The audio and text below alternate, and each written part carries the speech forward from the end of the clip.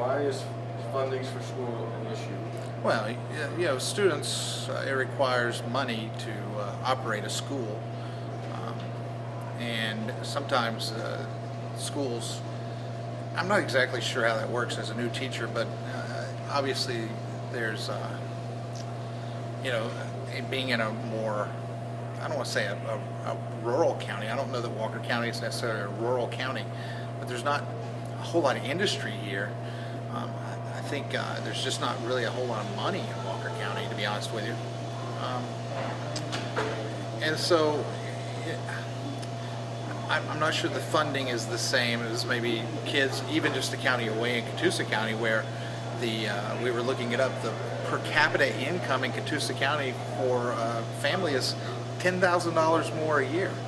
Um, and so their funding may be better on that end than ours, just because their tax base is a whole lot different.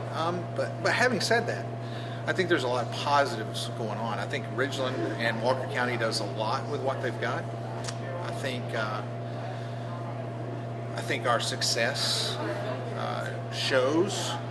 I think the quality of the schools here are, second to none, at least in the area that I know of. So, are there issues funding? Yes. Would the school board like to receive more funding from the state? I'm sure they would. That said, though, I do believe that what the county is able to do with what they get is incredible. What are some possible solutions that could help this become less of a problem?